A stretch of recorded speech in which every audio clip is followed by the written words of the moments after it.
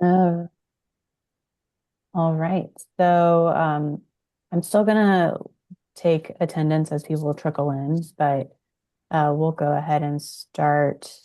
Um, we can do the land acknowledgement and then um, everybody introduce themselves, say what committee they're on or what role they have. Um, and then I assume, Brian, that you don't have information about any potential new members. I do not. Yeah, okay, that's what I thought. And then I'll say who's excused absence. Um,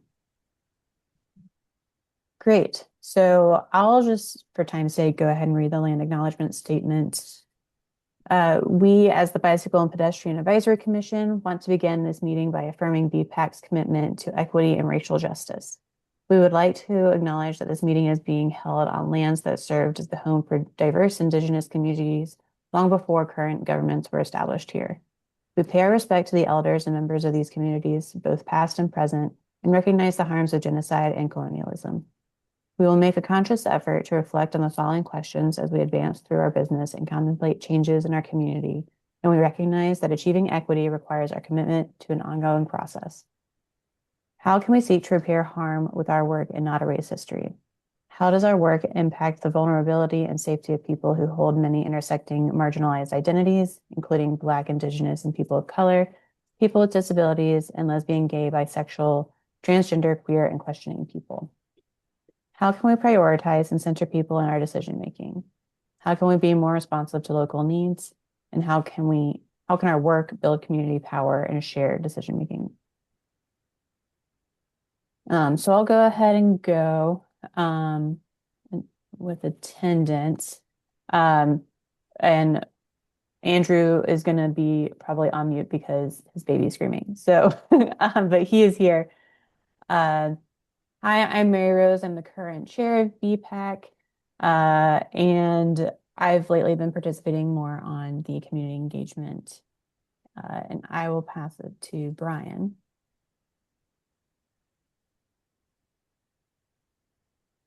I guess I'm the only Brian. Brian Yeah. Taylor. Yeah, yeah, I'm sorry. in Durham, Transportation Department. I am filling in for Hannah. She's on parental leave. So me or Aaron Convery is also on the call.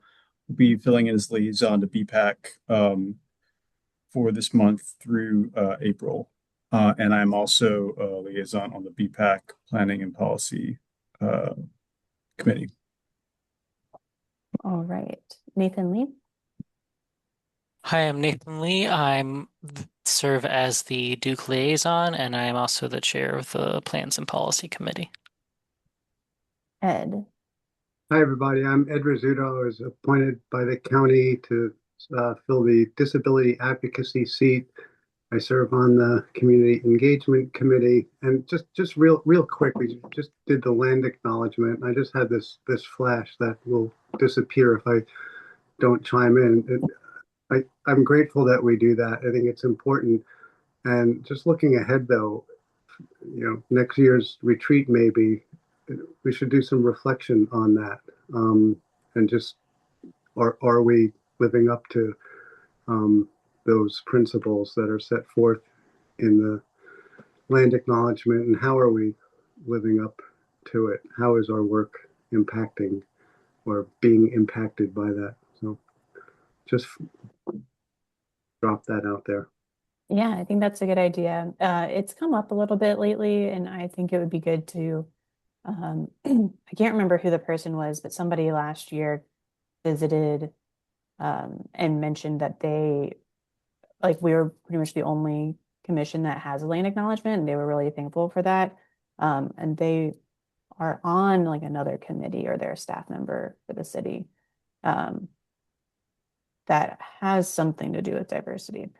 So I think it might be good if I can remember who they are and have them review it as well because it hasn't been updated since 2021. Mhm. So just to make sure that um, we're using the correct language and like addressing things the way that we should be. But I do like that we get to reflect on that prior to the beginning of the meeting. Carl.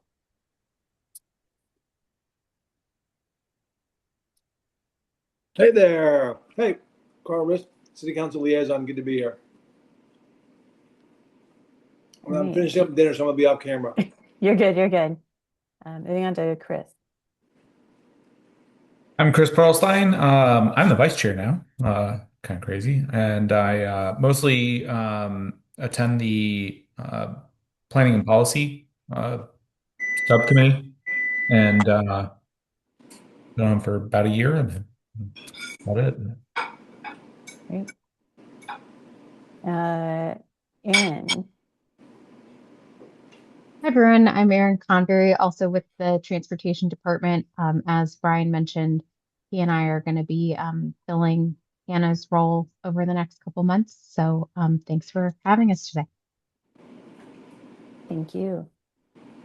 The people keep jumping around on my list. Scott.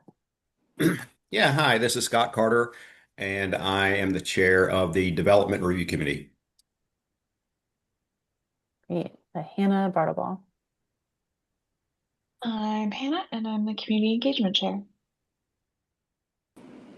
Tony.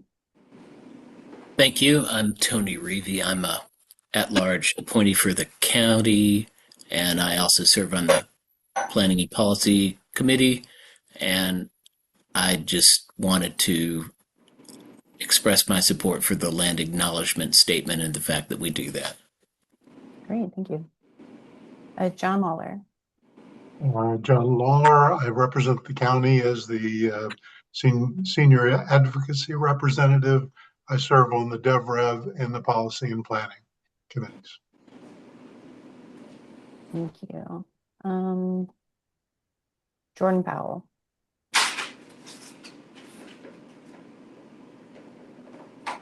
Hey, all, Jordan Powell. I am a city representative for Pedestrians, and I serve on the DevRev committee. Katie. Hi, Katie Peralt. I represent the city at large, and I have been sitting on the Community Engagement Committee, but I'm sort of transitioning to planning and policy. Cool. Maggie.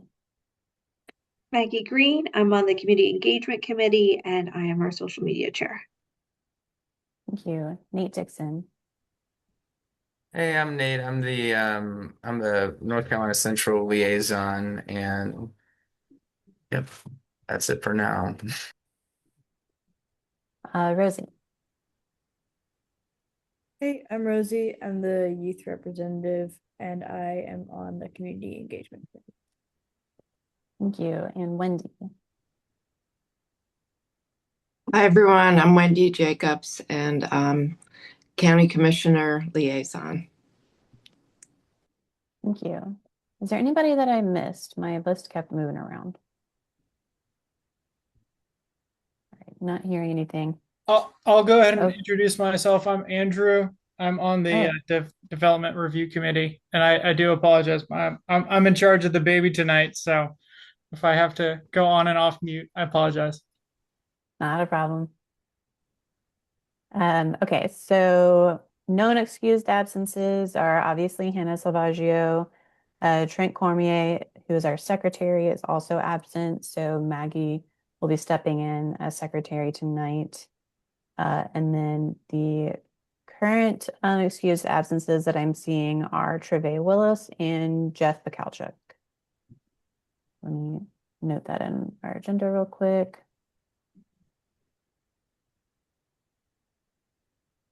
Okay. Great. Moving on to adjustments to the agenda. Does anybody have any adjustments they would like to make?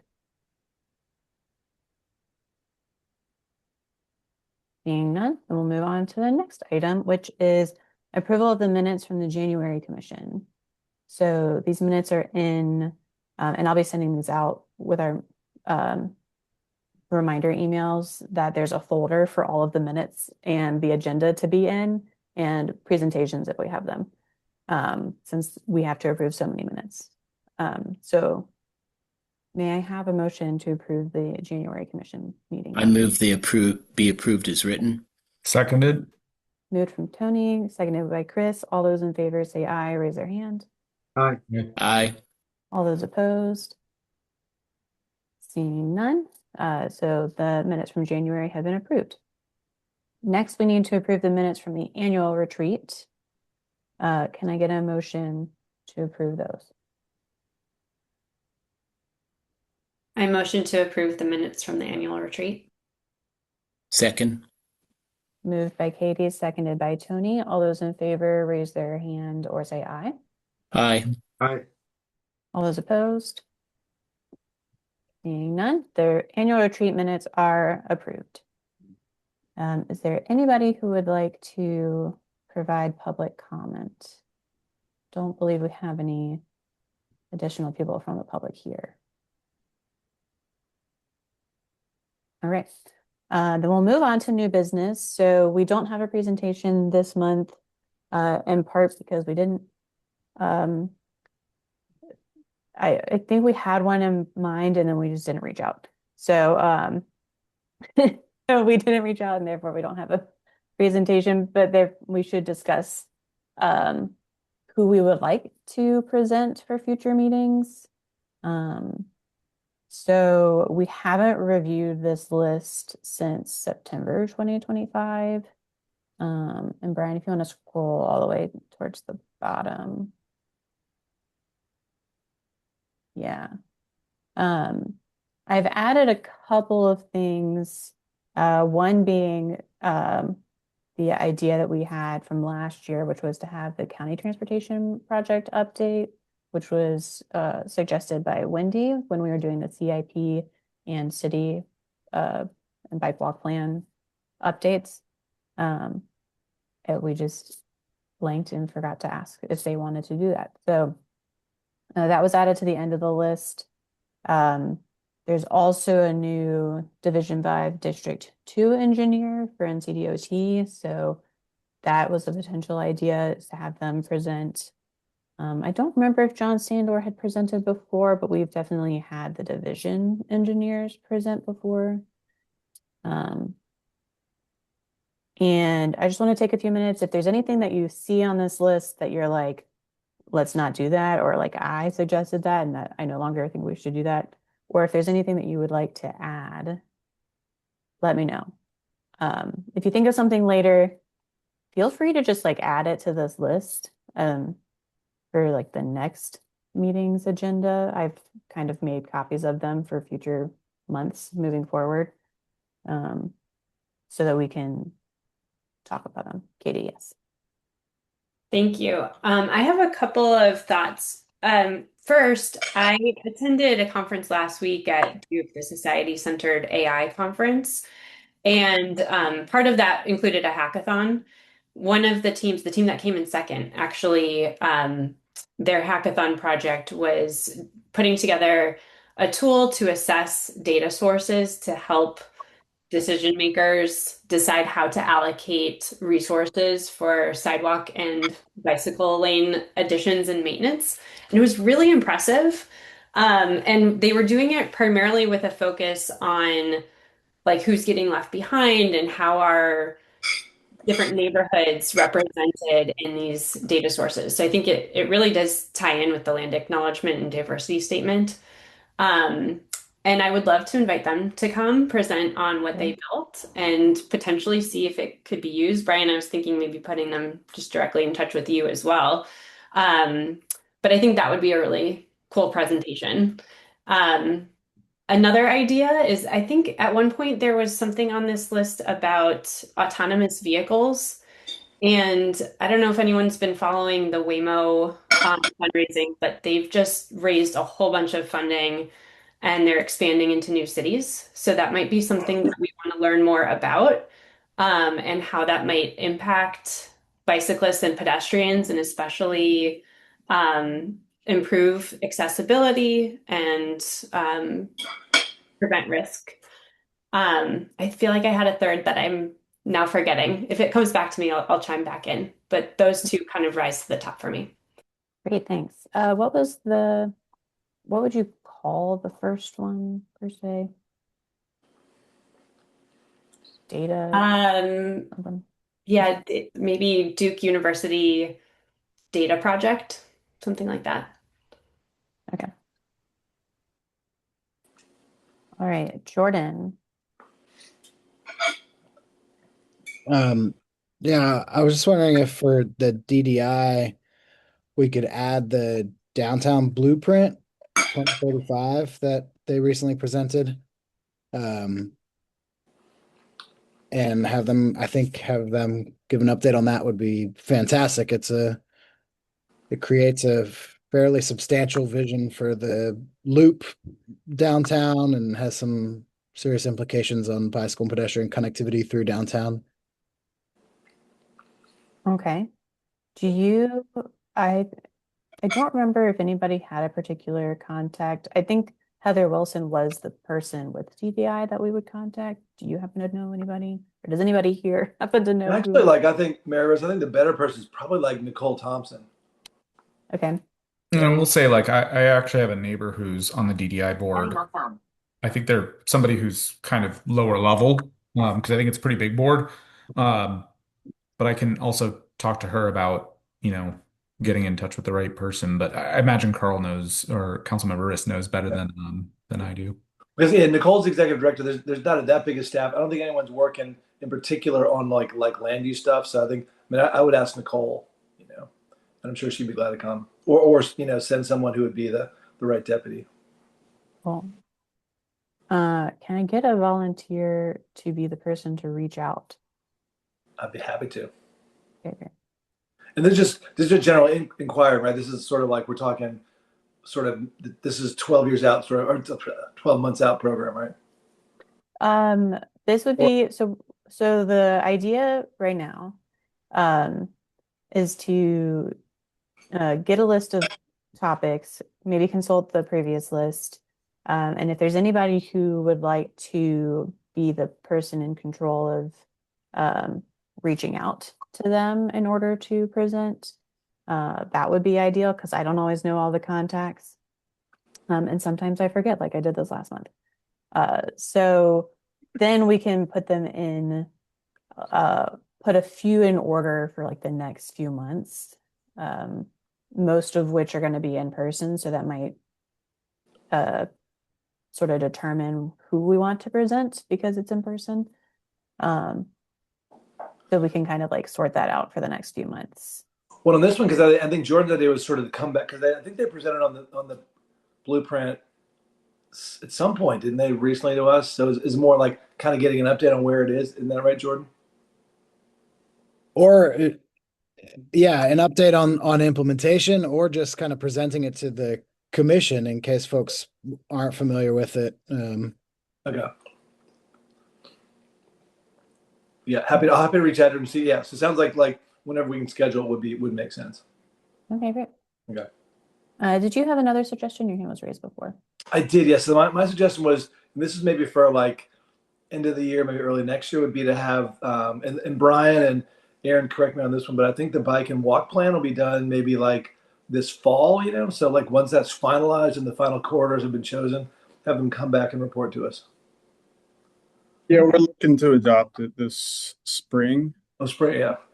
And I did compare notes with Nicole Thompson on downtown plans, so that we're working from the same playbook.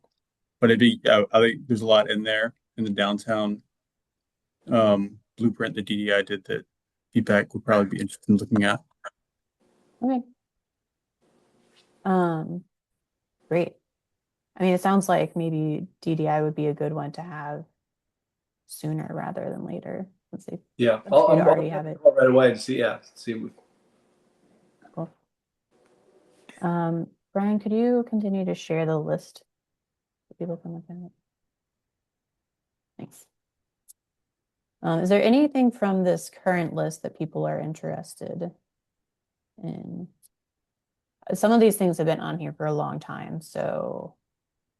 What does new approaches in bicycle pedestrian transportation check Flink mean?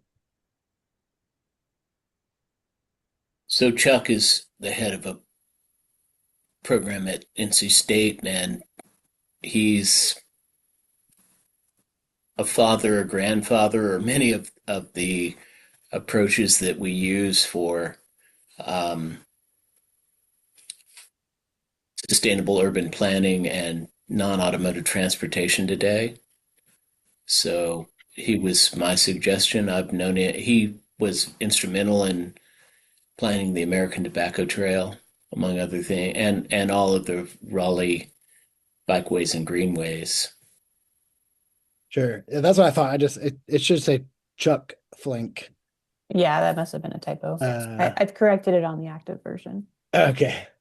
Yeah, it's Chuck Flink, Charles Flink. His wife is a native Durhamite as well, so he's very invested in our community, even though he lives in Durham, works in Raleigh and lives in Durham, as do I. I think he would be a great presenter for our He group. sort of invented the Greenway in North Carolina. I think it'd be a very interesting historical conversation. Yeah, I mean, he kind of invented it nationally, and then I can't remember the name of the person who really implemented it in Raleigh, but yeah, I think he would be a great presenter for us. I want to say, like, I also am very interested in Tony's other one on here that was rescheduled from last year, or was canceled last year, or deferred, which is the Greenhouse gas emissions. yeah, very interested in that one, and I think that one's going to be um, super relevant and add an extra dimension, hopefully, to the need for considering how folks move around areas for both our city council members and our county commissioners, and sort of, perspective on additional benefits to car light infrastructure that prioritizes multimodal over single occupancy vehicles. So I'd really like to get that one in if Dr. Frey has time. Obviously, that's kind of challenging if his schedule's very busy, but I'm very interested in that one. I would be delighted to try to help, make it possible for Chris to present to us if that would be of interest. Yeah. He's a close colleague and was of Mary Rose's as well, and just a world expert on that particular topic. Yeah, he was my professor at NC State, so in air quality. That's cool. Mary Rose, another one in the spirit of sort of folks coming back to sort of report back to us, like have an update on like Vision Zero, like where we are on Vision Zero would be really good.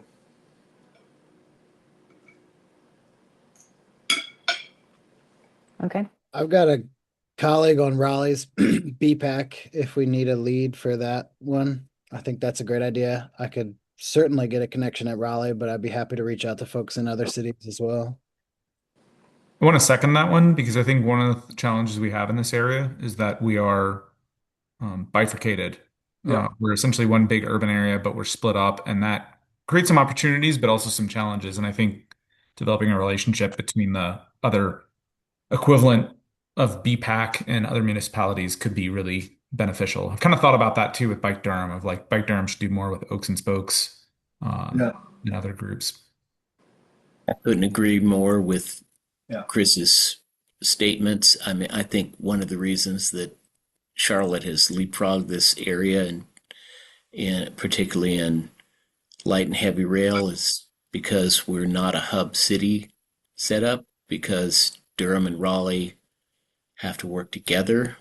And so I think anything we can do to bind the two prime municipalities together to work on these kinds of projects together would help move us forward. I mean, too many times now, Durham has tried to do something for example, without Raleigh, and frankly, that's just not viable.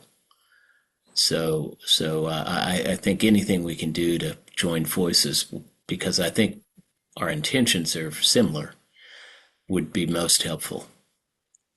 Well, this is Wendy. I would say that that would be really tie into having Doug Kluczynski from our Triangle West TPO present, because the final version of the 2055 MTP Major Transportation Plan is actually out for final public comment right now, but we do that and Carl and I are both on the TPO.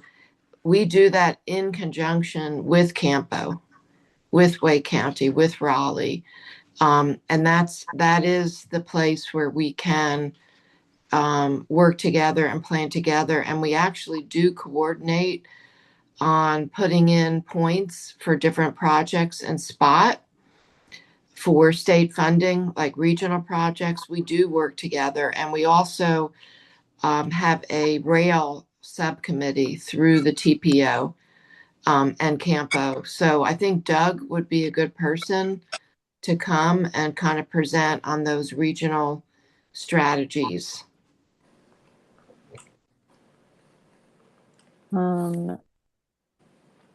Great. I have two questions. For some reason, I think I misheard what Carl suggested because all of your feedback, everybody's feedback didn't match what I heard.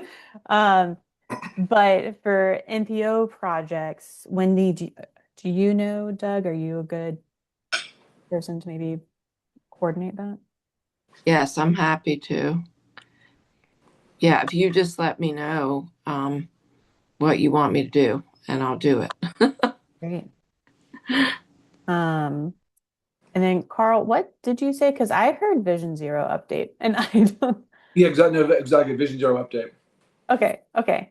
Then did I like miss something in between Vision Zero update and then talking about Raleigh? You mentioned the bike walk, and the bike walk is being adopted, and that's actually happening a little bit sooner than the fall. But I just mentioned that we've been comparing notes with Vision with Nicole Thompson at DDI.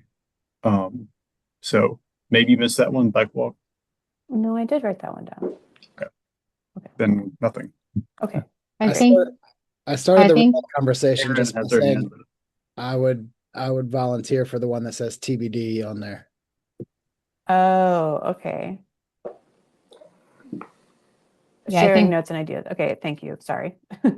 And this is Erin. I just wanted to chime in on that sharing notes and ideas with other BPACs, not specific to the triangle, which I think was some of the spinoff conversation that just happened, but I recently got a reach out from Winston-Salem's BPAC committee. They had some questions about maintenance that I connected them with some of our environmental and street services staff about. But that's all to say, I do have a contact at their BPAC. So if that is something that would be of interest, Mary Rose, I'm happy to connect you with that person in Winston-Salem. Yeah, that would be great. Or Jordan, whoever wants to take lead on that. If you could maybe forward that to just the contact information to me Yep. and Jordan, then we can take it from there. Perfect. I'll let you guys run with that. Great. Okay, so Brian, is it okay if I share my screen real quick? I've like highlighted and added stuff to the list.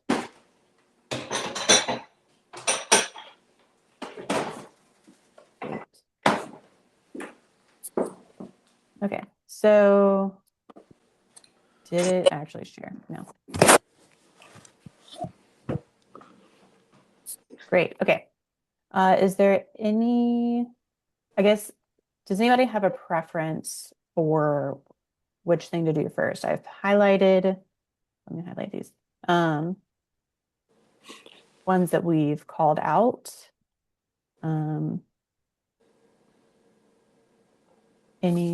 Any particular order? I will note that the months that have an asterisk are in person. So the location's not determined yet, but that might change how we want to, like for sharing notes and ideas with other BPACs, that might not be one that we have in person because it deals with a lot of different people. Yes, Brian. When are comments due on the 2055 MTP plan? I guess that's a question to Wendy. Well, our next meeting is February. Like next week, right? 20, whatever the 21st 24th. Yeah, February 24th. So I imagine by then. Okay. Yeah, Brian, that was on the most recent TC agenda. We can talk more about that with Eric, but that's been Before through Doug TC review. then it will be worthwhile for BPAC members to look at that plan and comment before it's finalized, if that's possible. But a good presentation, not so less urgency there, but okay. Tony, yes. I'll just note for those who are interested in rail transportation, heavy rail transportation, the North Carolina rail plan, the most recent North Carolina rail plan, and of course we've been doing rail plans since 1980, is up for comments at the moment. So I've looked at it. It's a really comprehensive and well done plan. And I think back to the rail plans I've seen over the last more than 40 years, and this is very well done. Great, thank you.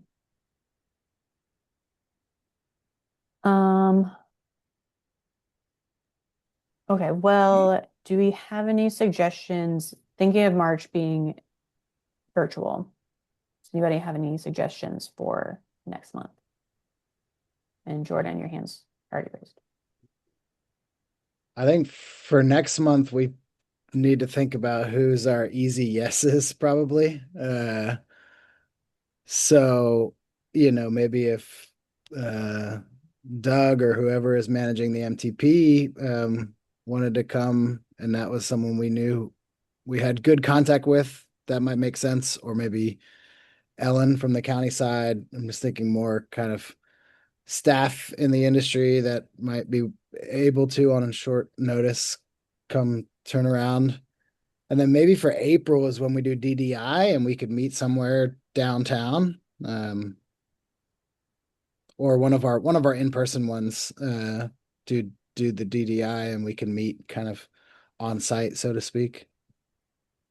This is Ed. Can I just throw in another name? I like the idea of who can we get easy access to, and I know Brian Fahey's name just came to mind again. He's the mobility director, something like that, with the transportation department, and it's been a while since we've hosted a discussion about things like paratransit and the Durham Connect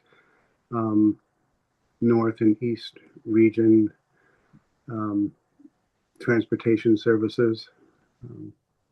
But Brian may be amenable to stopping by again. How do you spell his last name? Do you know? Fahey. Okay, thank you. I'll note if folks are interested in the autonomous vehicles topic, that one would probably be well suited to a virtual presentation, just because the presenters are probably not located locally. So they could connect via Zoom rather than in person. Right.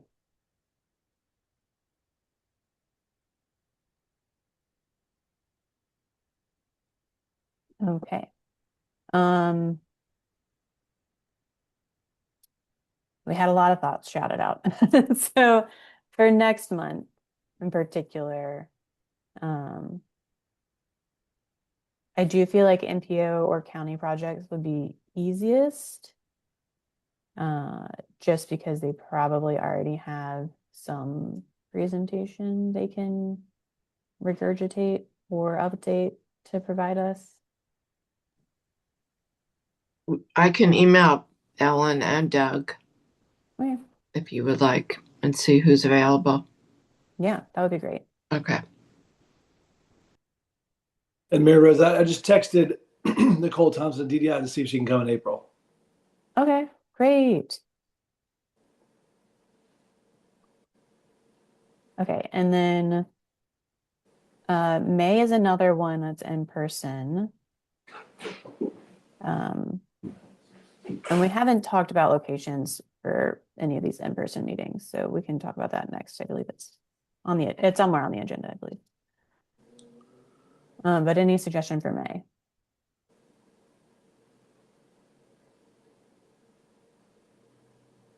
Maybe one of Tony's suggestions. Yeah, Tony, do you think, I feel like Chris is a little bit harder to schedule. I don't know if Chuck is also a busy one. I'm glad to reach out to either or both of them. I don't I don't sense that one of them is more difficult to schedule than the other. I think it's whatever the commission would rather hear. Sure. I think, I mean, I think they'd both be great. I know we tried to coordinate with Chris before. So my preference would be to try to do Chris again. Okay. But yeah, if you could reach out to both of them and maybe just see what their availabilities are. So for May or later? Yeah. Okay, I'll be glad to do that. I'll take care of that tomorrow. Great, thank you.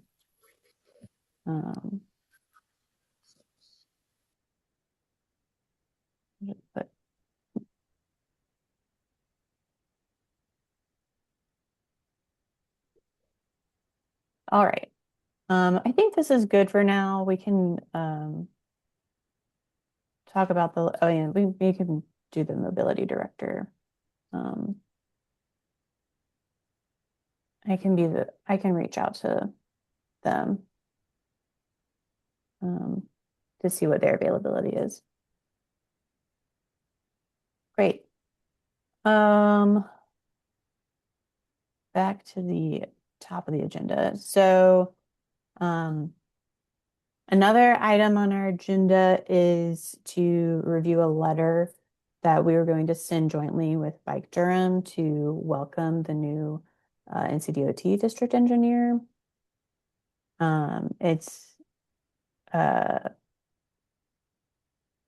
If you've had a chance to read it, has anybody had a chance to read it? Does anybody have any feedback?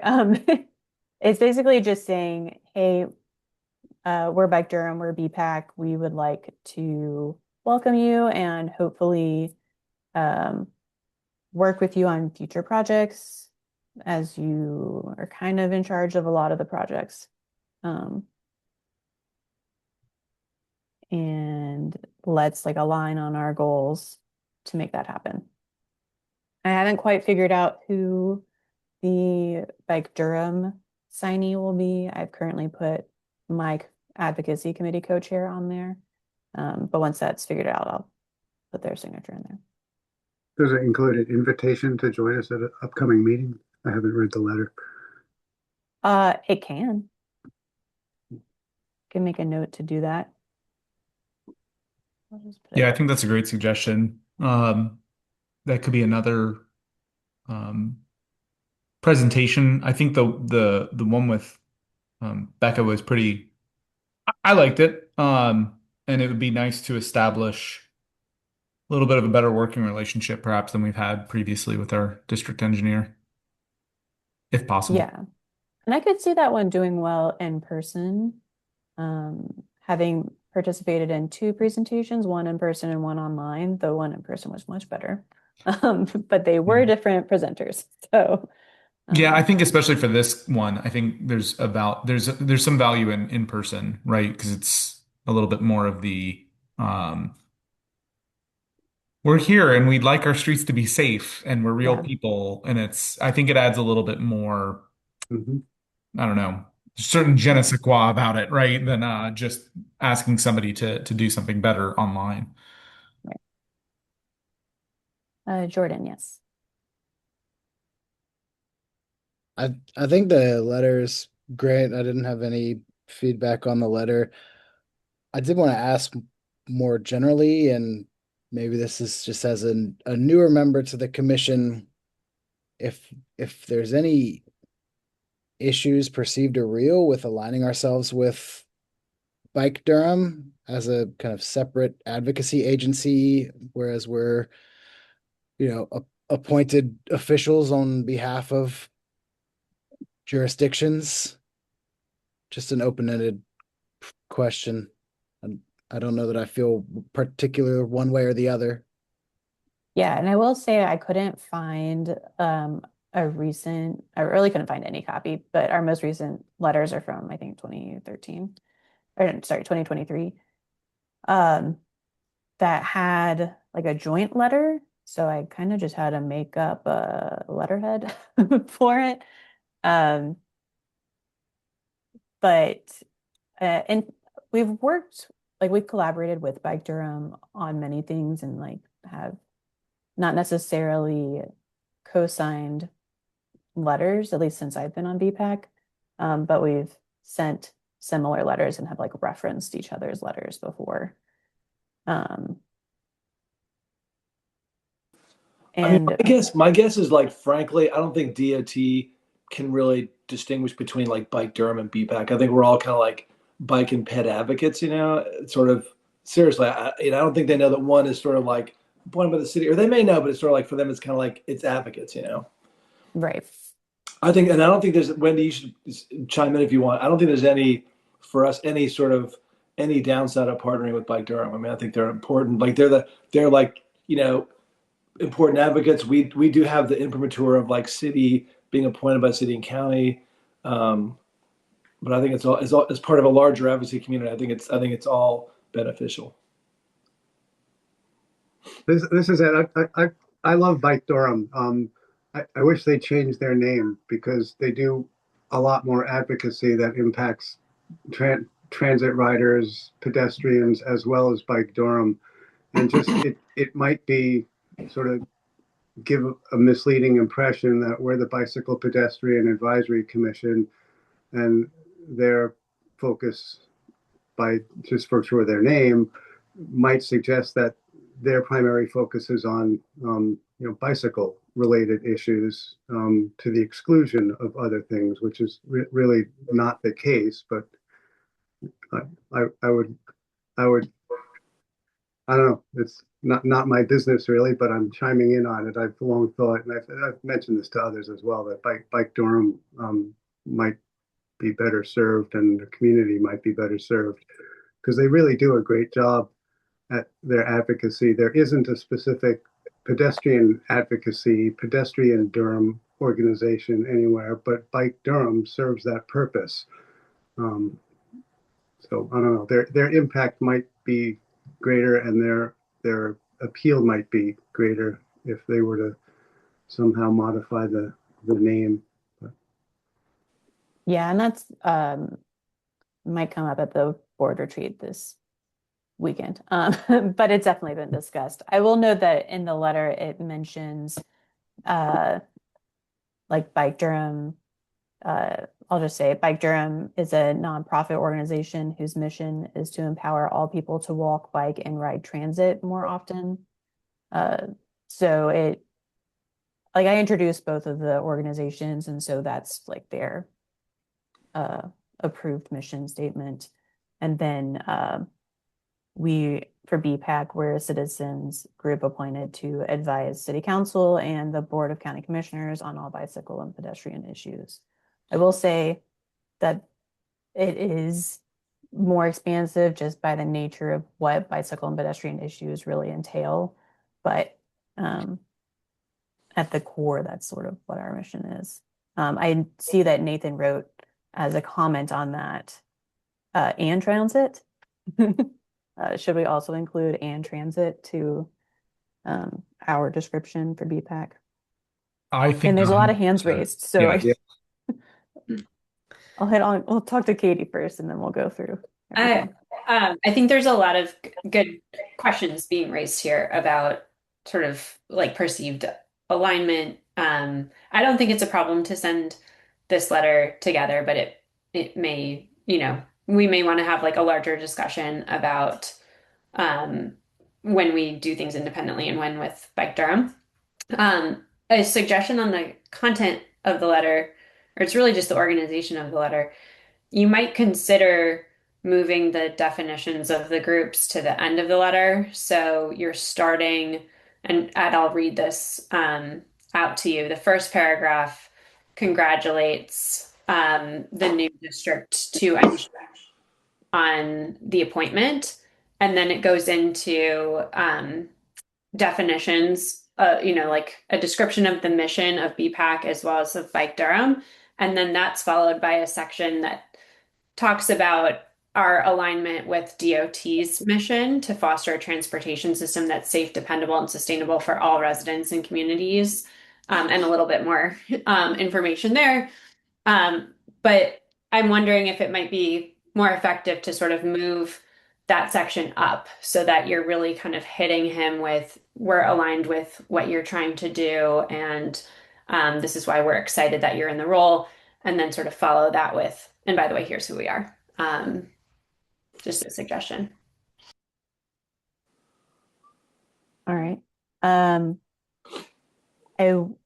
My personal reaction, and by the way, I'm not the person who drafted this letter, so I'm not going to be offended by anybody's feedback, is that I think it makes sense to introduce who we are first, or like as soon as possible, because that's how I usually write emails. It's like, hey, I'm this person. This is why you should talk to me.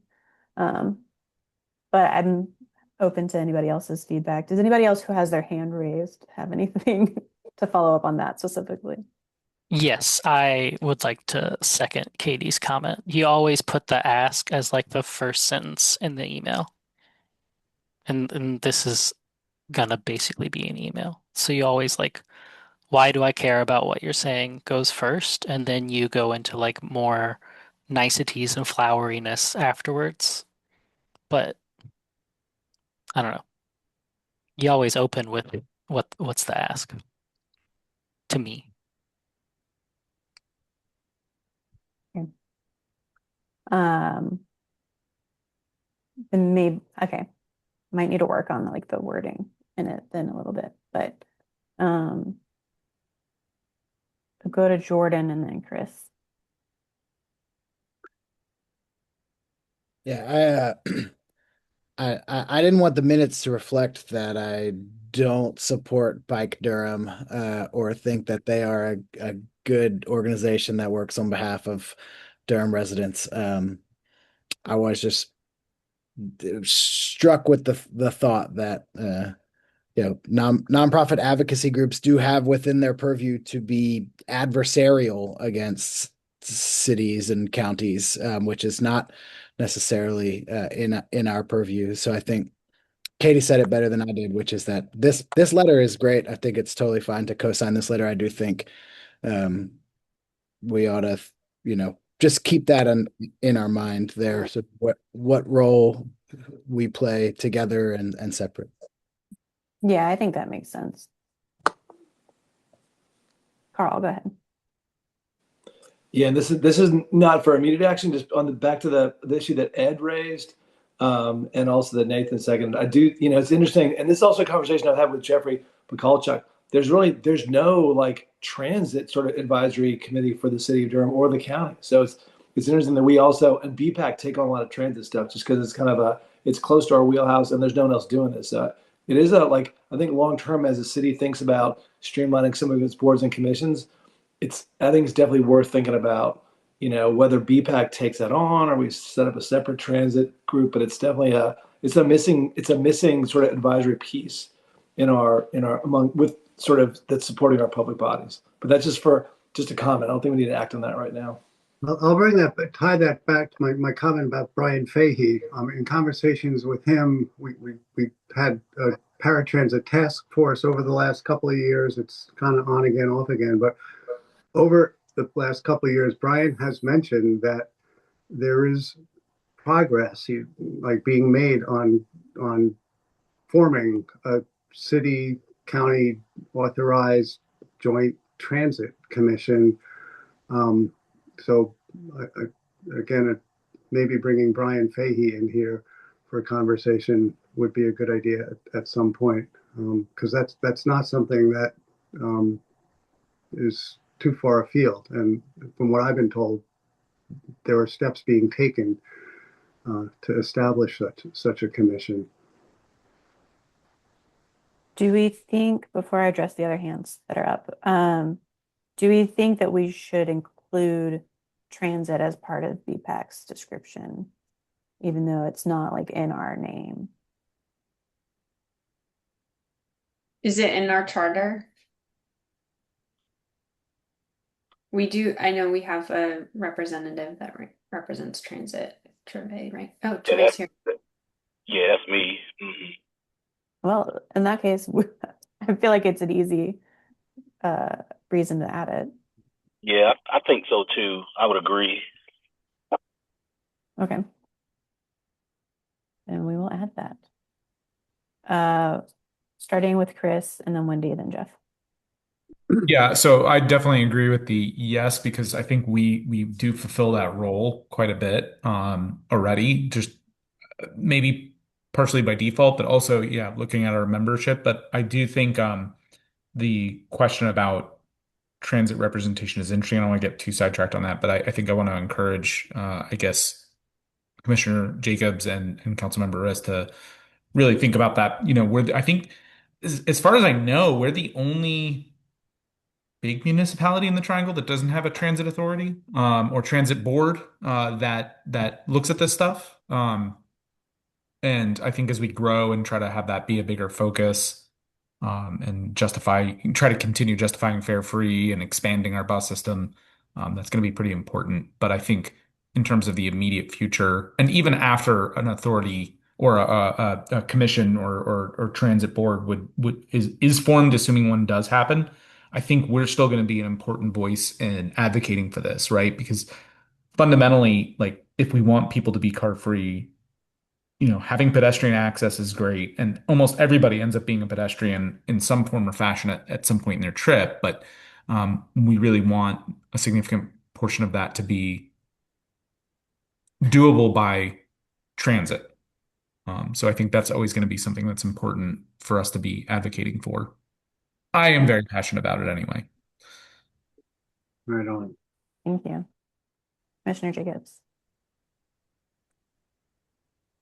Yeah, I just wanted to mention that, before Durham County turned over operation of our paratransit operations to the city, we had a transit advisory committee that was made up of users. And unfortunately, that ended because I've been a county commissioner for 14 years. So when I first was in the beginning of my term, we had a transit advisory committee, a transportation advisory committee. It was phenomenal. We actually gave out awards every year for people who used our paratransit system. It was one of my favorite things. So it's been a source of frustration for me that has never been resurrected. Certainly this body could try to advocate for that.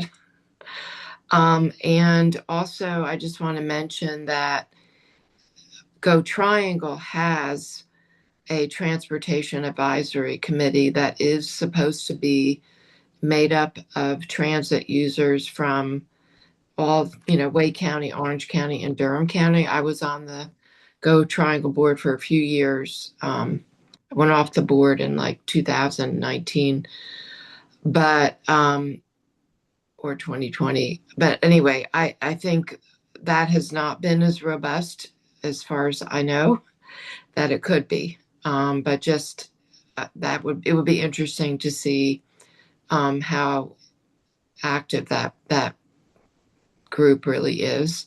And the other thing I just want to mention is whether this commission should be a multimodal. I mean, that would be, if it was multimodal, then it would include bike and pedestrian and transit. But yeah, I think that in my mind, in a lot of the work that we're doing, it's all about how is everything seamless and integrated, right? That's our goal, is we get to a point where everything really is integrated. And I know we'll talk about this.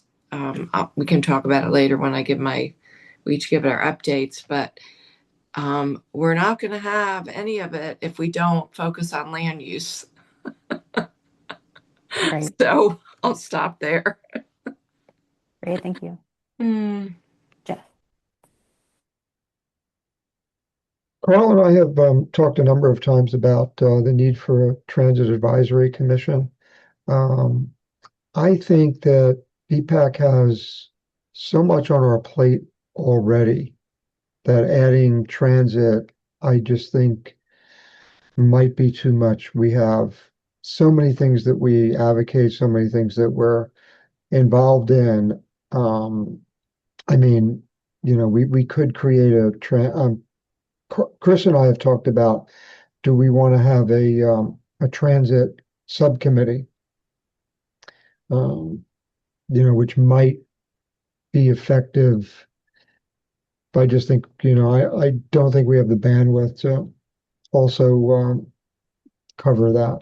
So I just think there's a need for a city county transit advisory commission. Yeah, and I will say, I do think we could do something similar to like the other commissions where like we have a DOS liaison, we could be a liaison to the transportation commission that doesn't exist yet. It could be something like that, as opposed to being a part of the same commission. Tony.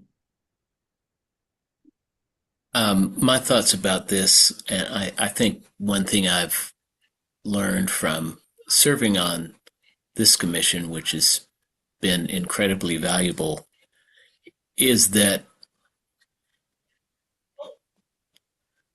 transit issues and bicycle pedestrian issues are linked, but they're not the same issues. And I join with Jeff and the others who have spoken in saying, I think that this needs a different but linked governing board. The other thing I will say that hasn't been said is my concern about Go Triangle, and I looked at their board, is that they're very bus centric, but I think what's most useful is to offer our citizens, our residents, a diverse set of transportation options that would include heavy rail, which actually would be fairly easy to do, relatively speaking, and perhaps light rail as well. And so I don't think I trust Go Triangle to advocate for those additional modes beyond what we have now. So in any event, I guess my main point is I think this is a related but different set of expertise to bicycle and pedestrian. And I would urge us to think about, by the administrative load of more commissions, I think I would urge us to think about a separate group that advocates for this, and also with regard to why we've been leapfrogged by so many other areas, it's integral with the high cost of light and heavy rail transit to partner closely with our nearby urban entities, or it's like Benjamin Franklin said, right? If we don't hang together, we'll all hang separately, because you can't do this without a regional approach. We're not, and we will not be a hub and spoke network. We have to work together. Great, thank you. Does anybody have any additional feedback on the letter specifically? Cool. So I'm just going to reiterate the changes. And ideally, we would still vote on this, but if you guys don't like it as it is, then that's fine. So add an invitation, which I'll probably put at the end, since we're talking about where things are going, to have the new engineer meet up or join us for a future BPAC meeting. Move the introductions to who we are to the end, and I'll maybe finagle some wording if it doesn't like fully flow correctly. But still like have that section at the end, and then add the part about transit to BPAC's description. I'm all for adding the transit, because that's my area of expertise. So whatever you guys decide on, I'm gonna, co-sign off with it and, include myself because it's just my area of expertise and interest. So I'm all for it. Sounds great. So I'd like to ask if anybody, once I make the changes, is there a motion to approve the letter with the changes? This is Ed. I'll move to approve the letter with the changes proposed. All right, moved by Ed, seconded by Jeff. All those in favor say aye or raise their hand. Aye. Aye. All those opposed. All right, it's unanimously approved. Great. I will CC you all on the letter once it's sent out, which will either be towards the end of this week or early next week based on when I can work on it. All right, back to the agenda.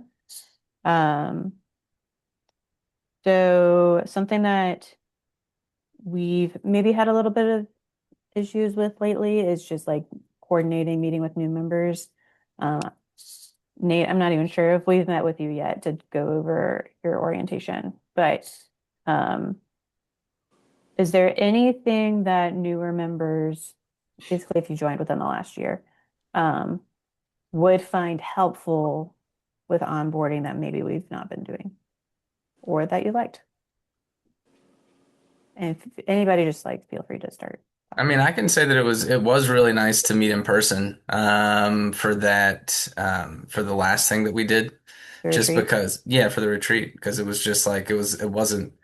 I mean, since I haven't had an orientation, it was kind of just like I started coming to meetings and I still feel kind of underwater. There's people in here who know so much stuff and it's really impressive and I love listening, but I don't, I don't have that much to offer right now and hope that I will in the future. But it is great to be a part of this and listen in on what everybody has to say. Yeah, Nate, I want to echo that as well. I joined just because there was like orphan sidewalks wherever I lived and no bicycle lanes. And I'm like, man, I want to change that. But, joining the committee or the commission here, it does kind of feel like, man, I have no idea what I'm doing here. And like the desire is there to advocate and make change, but I think what would help is kind of like an introduction to the mechanisms of that change. And maybe in a more like small group setting, not in like a learn kind of just throwing to the wolf, not the wolves per se, but like in a large group getting stuff done setting. It's kind of it's more difficult for me to learn that way. Yeah. I have like responses, but I want to hear what everybody has to say first. Tony, you had your hand raised first. Yes, I mean, my recommendation for any board, be it volunteer, nonprofit, governmental, would be twofold. One is to have a new board member notebook that provides a written orientation to the board. And I think more importantly, the second recommendation I would make is some sort of new board member orientation.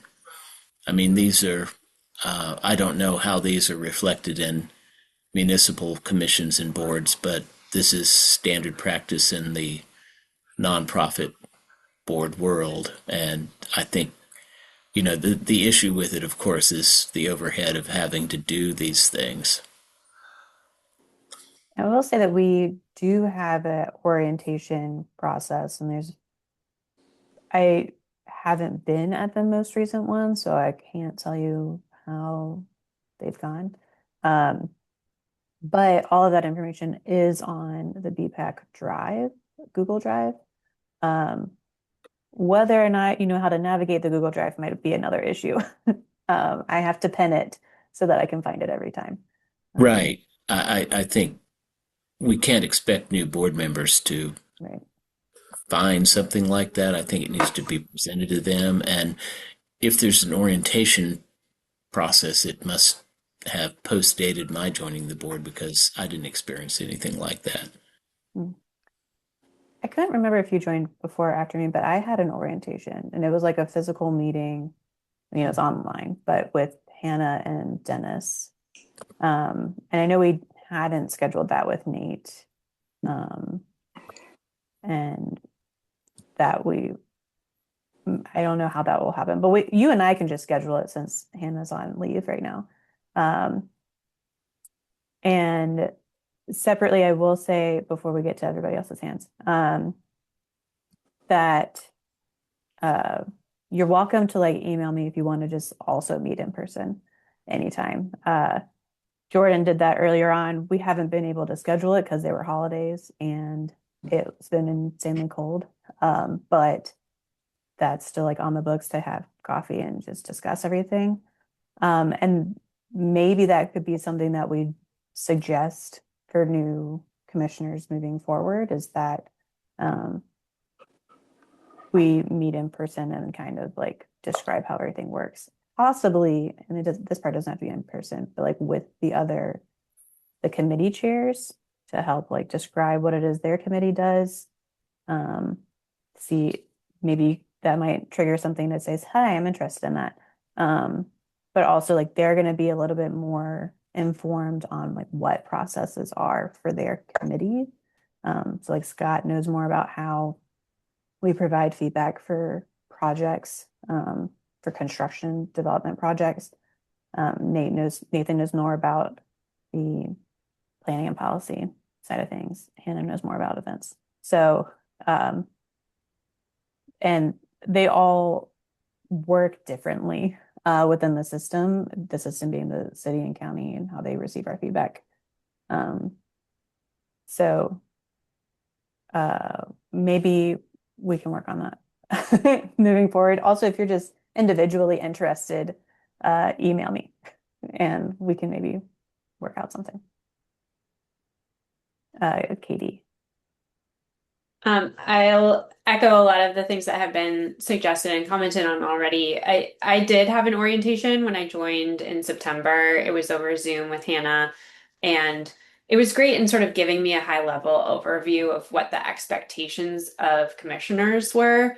But it didn't give me a great sense of the nuts and bolts and operational aspects of serving on the BPAC. And kind of a cursory overview of what the committees are. And I sort of chose my committee based on what worked for my schedule at that time, rather than where I think my strengths really are. So I think it would be great to have a little bit more information about what the committees are and what they're doing. Nate mentioned the retreat being great. I think I've been on since September and I feel like things started clicking for me with the retreat. And I think part of that was having more time in person together and also the exercise that we were going through in the committees around what do we want our goals to be for the year. And so I think one thing that I'd suggest sharing with new members is what the committee's goals are. Because I think that gives a really tangible sense of what we're trying to accomplish. And then the last thing I'll mention is Mary Rose at a meeting, I think it was September or October. You mentioned it was the one it was in person at Forest Hills. There was something on the agenda that was hey, just remember that you can't just use your BPAC credential to speak on behalf of BPAC if you're not saying something that's aligned with what the commission thinks or like positions that the commission has adopted.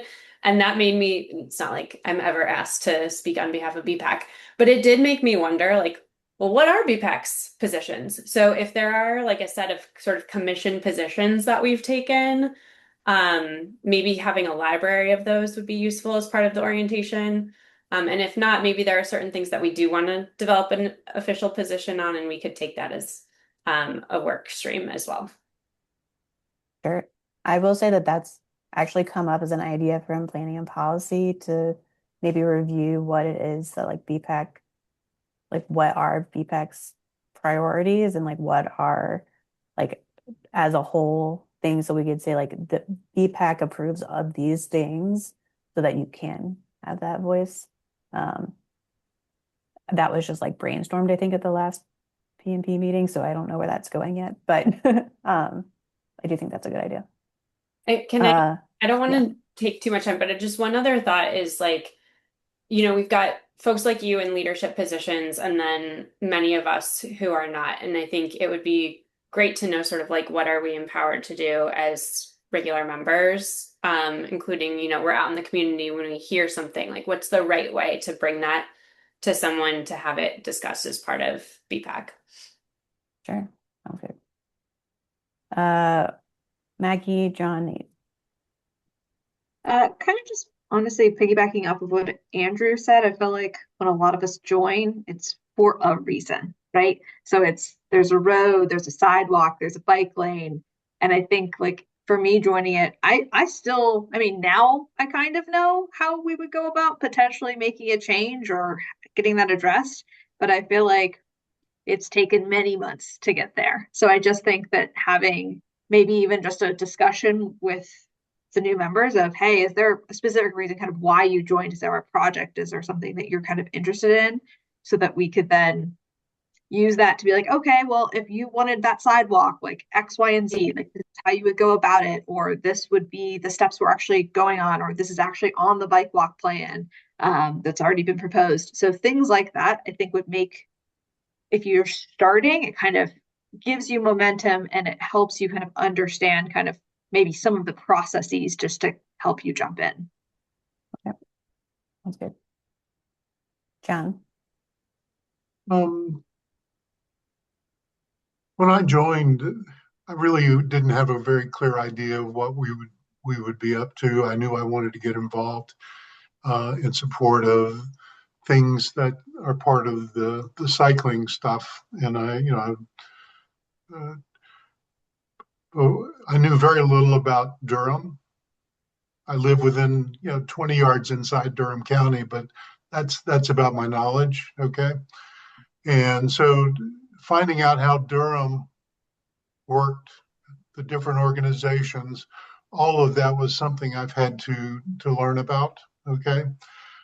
There are a lot of tools that we use in DevRev and things, but you had to learn them by the hard way, by learning, by using them.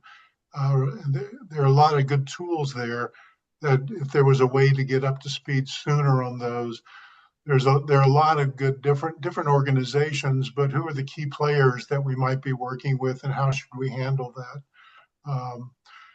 It might be useful to, even though there's some new members on BPAC, but there are also people who've been on for years, but everybody started at some point. And so it might be interesting to send out a survey to say, what would have been the key things that you really wish you had learned sooner? Okay. And see if there's anything consistent about that. I think I would have liked to, I've gone back in and looked at some of the folders. I would have liked to have known some of the good works that BPAC has done in the past to be able to kind of take a look at them and see how much work went into them, how they were, what was the professionalism involved, et cetera. And so having some examples of what would be considered to be really good work that we could see as an example would be something that would be interesting and motivating for people. But I think you also have to look at it from a standpoint of how much time people have to, when they join around their lifestyle with their work, et cetera. How much can they contribute? How much are they interested in contributing? Because they're going to be people with a lot of time, and they're going to be people with very little time. So it's how do you take advantage of the ones who have the time and who really want to take on more to get them up to speed faster, so they can contribute more while they're interested before they get bored. Does that make sense? Yeah, that makes sense. If I go back and look at getting involved in two projects that I got involved with, the task force and the Hope Valley School, I wanted to organize those because I wasn't sure that things were going to happen if somebody didn't take control of them. Does that make sense? So it was about having to find my way to figure those out and try to get some work out. But I wasn't sure as an organization how that would have happened otherwise. And so I think we need to have a feeling for, what were the alternatives for the organization to take charge of that? Should that have gone to, those two have gone to the committees or not? I just didn't feel that the committees were set up to deal with those two in the timeframes required for those two projects. So I think I've said enough. All right. Well, thank you. And Nate. I mean, I can echo what everyone is saying about like it's like a volunteer organization and like asking people to do what John just said about like there's people who have more time and there's people who have less. And I tend to have less right now just because I have like two kids under the age of 5. But that being said, it's like I also have I came in with this specific role as like the liaison to North Carolina Central. And that's just because I live next door to Boomer, and Boomer saw me riding my bike to work every day, and he was like, "Hey, we haven't had a liaison for NC Central on BPAC for years, so you should think about that." And I'm happy to do it. And but then in that position, there's not really anything going on Central's campus about you know around biking, maybe around like pedestrians, but nobody on campus rides bikes. So it's like I would like to help try to do something about that, but I don't know if that's more of a central thing and less of a BPAC thing. But I do wonder, like, in coming in that specific position, and I just got Nathan's email. It might be helpful to like know what he's up to at Duke, kind of sort of, and it'll be different things. But if people come, it might be worthwhile for me to kind of shadow somebody. Again, time, Nathan's Right. as well as mine.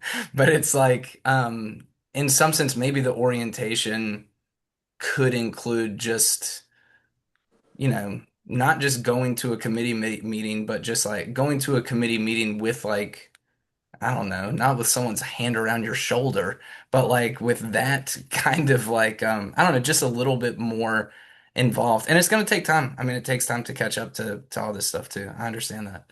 It's a 3-year appointment, so I'll be here for a while. Yeah, I mean, this is all very good information to hear. For one, um, I attended a lot of BPAC meetings before I joined BPAC, so I already was very familiar with how things worked. Not necessarily like the nitty-gritty because I didn't have access to things because I wasn't on the commission, but I already knew who like a lot of the commission members were and what their roles were and how they worked before I joined. So it is good to hear that like it's not as intuitive if you weren't a BPAC nerd like I was back in 2023. And by the way, I will like be reviewing all of this again and like kind of figure out some stuff for moving forward and maybe just like reaching out to people individually in the meantime. But Chris, is it quick? I think it'll be pretty quick. So I like this buddy idea that Hannah just posted in chat. One thing that I wanted to throw out is like the additional challenge with the liaisons. Those are particularly unique roles that have a bit of a discrete, change of like somebody rolls off, another person comes on, and we don't really, I think, have a good transition. There's not an overlap, right? Where, with the committees, you have a few people. So if one person comes off and a new person comes on, there's multiple people that can kind of help out. Um, one thing I wanted to throw out is that there's the Fayetteville Street Corridor project, which is very big, but like I can't tell you who to point to or like who the contacts are, the good contacts are at NC Central. Um, it might be worthwhile to start trying to, with the liaisons, specifically have those folks try to keep a document maybe up to date with like important contacts, any particular meetings that are important. I think there's some meetings that I hear Nathan talk about on the Duke side, I think. Um, and keeping that information documented so that way, like when we do have a change in our liaison positions, if there's no overlap, if it doesn't transition to somebody else on the commission, then there's some ability for somebody to get spun up on those kind of contacts because I think those are really important and we probably don't talk about that enough. I think getting effective relationships with these institutions is incredibly important. Great, thank you. I will do something with all of this feedback at some point, and get back with everybody. Time-wise, we're cutting it a little bit close. For the April meeting, this was a discussion item. Based on our previous discussion about maybe having DDI come for April, and that might be a different location. Maybe we put a pin in that location. However, I will say, yeah, I guess Brian has one thing to say about it because he'll be kind of leading the meeting. And then also, I think it might just be easiest overall to have them all at City Hall while Hannah is on leave. But Brian, I'll have you. I'm filling in person in April because I'm nice.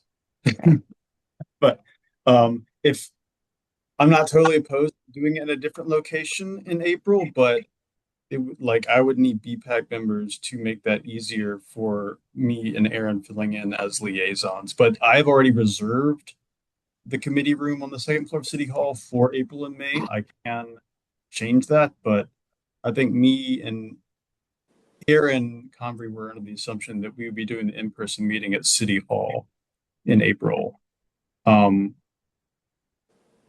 Yeah, it was That's our understanding, Mary, is that you and Hannah had chatted about that. And I think Nathan just dropped in the chat also from like a tech perspective and recording. That would be great for April, but obviously defer to the commission on how y'all want to handle that. I mean, I'm okay with it still being at City Hall if that's also like how we've been coordinating it thus far. It's not like City Hall isn't within DDI. So I think there's a question as to why do it elsewhere. I think in this, it's spaces that you attract a lot of different people who are just not going to come to a regular BPAC meeting. So they had it at the can opener, and I think it was a pretty heavy lift for BPAC, but yeah, a lot of people who never come to a BPAC meeting and never walk into City Hall were there to hear a presentation. And so I think it was an effort to just get to like put BPAC's business out there in a forum that's a little bit more public and in a space that's not City Hall that might not attract some people. So that's it's definitely a good idea but it can be, or at least that I think that version or that particular instance was kind of a heavy lift for BPAC at the time, if I remember correctly. But it's definitely something to aspire to find different spaces to hold meetings where more Durham residents can find out about BPAC. Yeah, we've had it at the can opener twice. Both times I think were heavy lifts, and we had it once at Forest Hills, and that was not quite as heavy of a lift because we could There's just no video. ask. Well, yeah, we could, and like Who was there though? Huh? You were there. It was a bike Who walk. was it? But did we record it? We did record it. We didn't post it. Okay. Because that was too heavy of a lift for Chris and I to do. But we do have recordings of it. but yeah, so like the recording and like taking of minutes and things like that makes it much harder when there's not an opportunity for you to record it. And I don't think the recording is a requirement, but it's something that we do. But yeah, and it also like helps with accessibility. So like not everybody right, is available on a Tuesday evening. right. It's also, we did it at the can opener, like sound wasn't always great for everybody, so that's definitely a challenge. I think in City Hall, it's like everybody can hear. There's no challenge with that at all. Right. The only challenge we had is sometimes the microphones don't work well, but we could all still hear each other, it just might not be on the recording well. You also cannot control always the sound in other venues like can opener. I think in one of those instances that was kind of distracting. Right, right. Oh.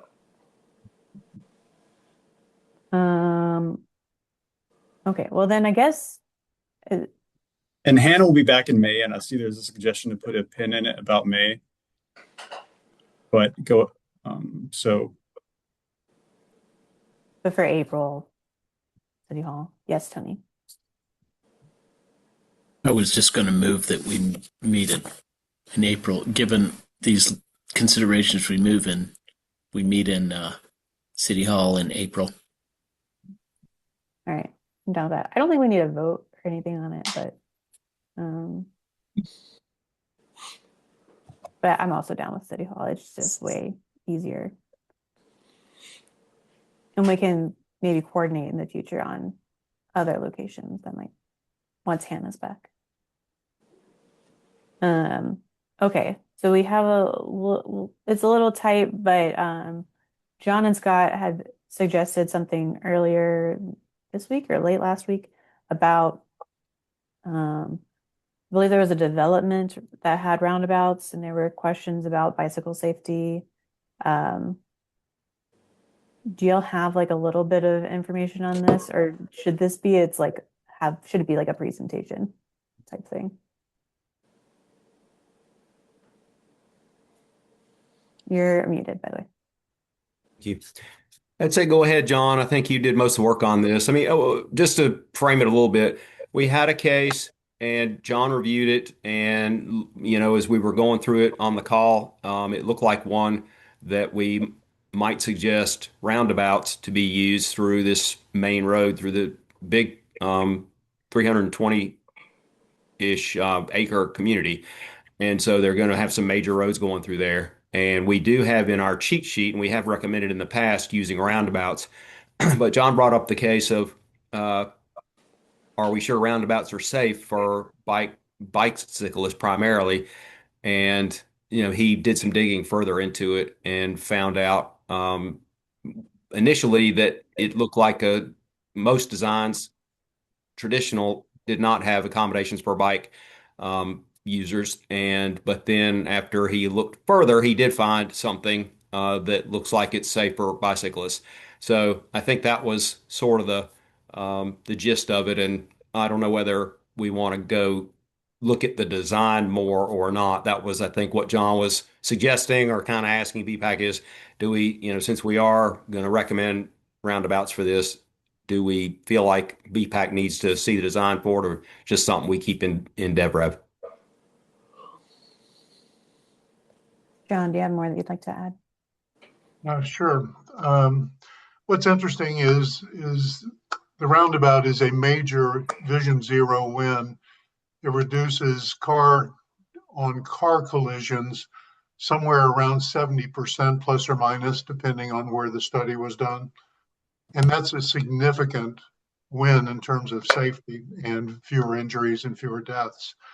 The challenge is, if you look historically at the data for collisions between cyclists and cars at roundabouts, it can be up as high as 37% to 100% more collisions and more injuries.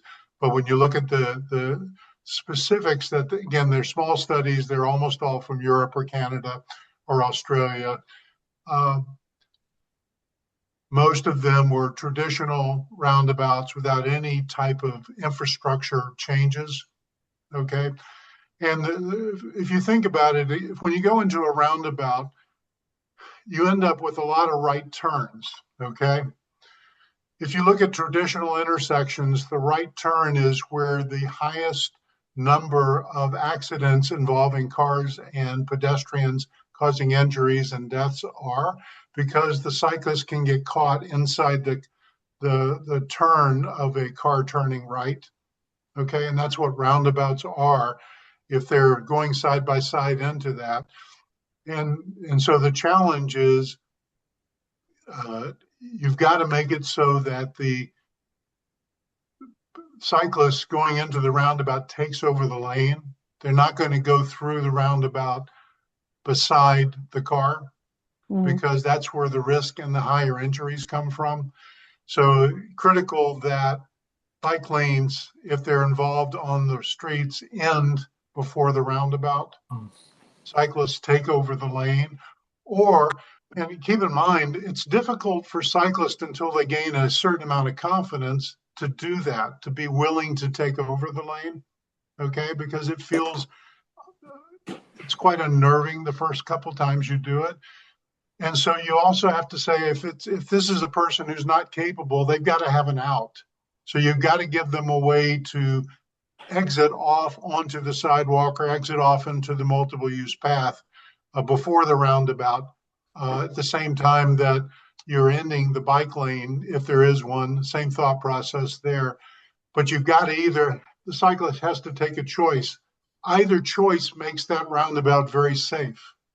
The choice is to take it over and enter as the vehicle in a single lane roundabout, or the choice is to exit and become a pedestrian to get around it if they don't have the confidence to take over the lane. When you talk about dual lane roundabouts, it gets much more complicated for the cyclist to have a safe path, because now you have cars and cyclists having to change lanes as they go around to determine, what is my correct exit and how do I position myself for that? And so in that case, on a Sunday morning at 9 o'clock, if there's no cars, fine, take the dual lane. But otherwise, it almost, if you look at the history in chats involving very experienced cyclists and busy multiple lane city situations, their recommendation is pretty consistent. Get off the roundabout, take it as a pedestrian, because there are just too many things that can go wrong. You're not in charge of them, okay? And you've got to be a pretty damn bold cyclist to be able to be confident taking charge in a multi-lane roundabout. But most of those, we don't see them here. I saw them in DC. I saw them living in London, but I haven't seen them locally. I've just seen the single lane ones locally. Chapel has some, Durham has some. So they can be safe, but they've got to have components of off ramps. They've got to have components of divider, splitter lanes for helping pedestrians get across safely. And so as long as they have those components, they're actually safer than traditional intersections. But you have to understand what those details are. And so I think we're going to put those details in the recommendation letter for this. But if we can get the more roundabouts and they're built correctly, then it's a big Vision Zero win for both cars, and it can be a big Vision Zero win for cyclists too. Maybe some training involved. And how about, I assume, John, that the incidence of vehicle pedestrian accidents is also higher with roundabouts as it is with bicyclists? Yes, but keep in mind, a lot of them were not designed with any sort of safe way to get across the intersections. And now that's a pretty strong science in terms of how do you design them. Can I share for 1 second one drawing? Sure. And then I have feedback, and then Wendy also has their hand raised. So I want to move along a little bit. But yeah, I can go ahead and share. Carl, your mic is on and we can hear your typing. Can you see that drawing? It's not sharing it. Maybe I can't do this. You could put it in the chat if you want. I will say, my initial thought is, um, there is probably a recommended way to do roundabouts by the city or NCDOT, but also this could be something that planning and policy maybe reviews. I know in the meantime, like you have to send recommendations, but afterward it could be something that planning and policy review to say like, hey, this is what we think makes a good roundabout. Brian Taylor might have more information on that. And there definitely are examples of places that have lots of roundabouts and cycling. So Can you see that this could be drawing? yes, it could be a research opportunity for anybody as well. Just like how are they doing it? I mean, Yeah, go Aaron ahead. just sent the NACTO guide and it has a bunch of great references in there. I think we should just go with that. Okay. So this is a typical single lane roundabout. But this one's got the safety features of, and I'm sorry, this is from a YouTube video by the Georgia Department of Transportation on how do you design these using their software, which was really cool. But if you're coming into this roundabout, you're in the bike lanes. That is the bike lane right there. You have a bike ramp to get off, okay? But you're basically telling the cyclist that he's either got to take over the lane or he's got to exit to the multiple use path or sidewalk on the side. And then here's an example on the other side of how that person who's on the ramp gets back. There's another bike ramp, 45-degree angles, 5 feet wide to get back into the street or to the bike lane on the far side. This one has a walkway, has a ramp on each side. This is a raised splitter curb that's quite long. Actually, I didn't realize they needed to be so long, but it has a break in the center where you have pedestrians cross from a ramped down crosswalk. And then there's a place for them to rest in the center because they're crossing one side and you got moving traffic without lights. So you get to the center and then you check to see if it's safe to go to the other side. So you have a refuge point that's in the center of the splitter island. So those are all good components to make life safer for the cyclist and safer for the pedestrians. There are a lot of subtleties about the shapes of the splitter island, making it a little more open for trucks and things coming into it, less open on the side going out, but those are subtleties we don't need to get into today. This is a center lane with a truck apron for large trucks to get around. Cars would go on the outside, but sometimes the rear part of the semi is going to be on the truck apron, which is part of the design. So, but anyway, we can make them safe. Great, thank you. Wendy. Yeah, I just want to share that this is an issue that actually came up at the TPO several years ago. I actually requested that our staff work together with NCDOT on this because, as far as I know, NCDOT has been very resistant to construct roundabouts. And there isn't really, as far as I know, I'm trying to remember from the conversation because it was about 2 years ago, any adopted standard or process for even evaluating an intersection to see whether it would be better in terms of, vision zero, also for greenhouse gas emissions, for having traffic move more smoothly, that would be a better option. And so we directed our staff to actually work on this issue and also work with NCDOT. And Carl, we've never heard back on this. I've raised it a few times, but I think that it would be a great thing to bring up when Doug comes and presents. And also if you are going to meet with the NCDOT division engineer, the person that you're writing a letter to, I think that would also be a great opportunity, because as far as I know, there is a lot of potential to really work on this issue, and I don't think we've made a lot of progress thus far. Yeah, and there are definitely communities that have used roundabouts and have heavy bicyclists. Absolutely. I mean, anyone who's traveled in New Zealand or Europe, lots of countries, South America, you see them. Yeah. Just not here. Yeah, so there's definitely ways to make it safe.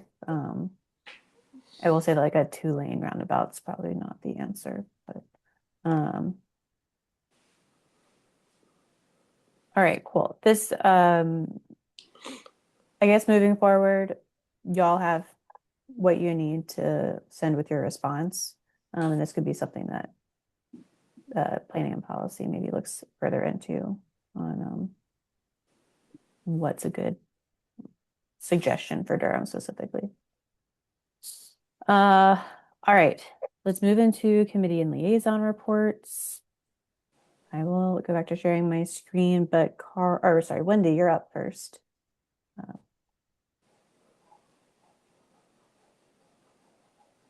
I guess I've just a few updates. One is there is a survey out right now to give input into what will be a multimodal hub, a new multimodal hub out that Go Triangle is going to build. And we did get funding from federal funding to help fund Valerie Fouché was involved in helping to get that funding for our district. And so that is moving forward, which is really great.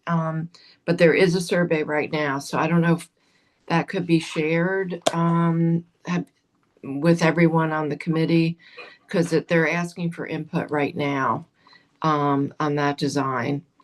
And it is really, I took a look at it, and it's very much geared towards people who are multimodal transit users.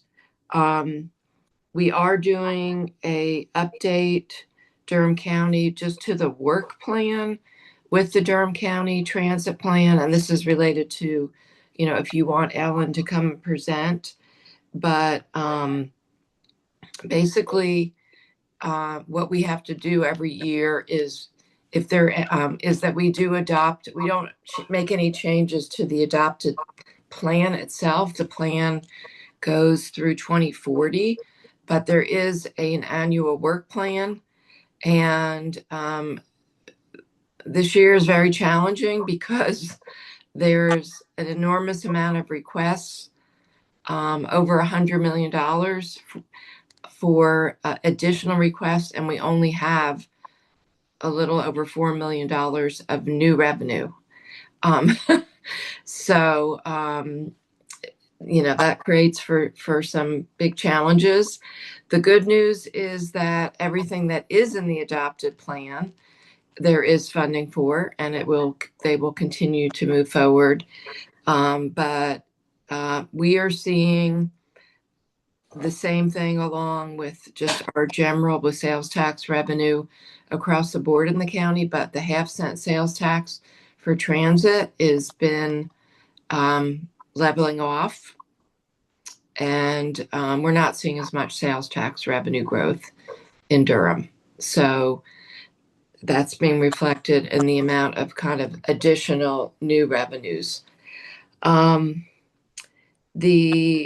did want to mention, which we already talked about, around the MTP, and also what I think is really exciting, which Tony probably knows about already, but we're really fortunate in North Carolina that our NCDOT rail division is phenomenal.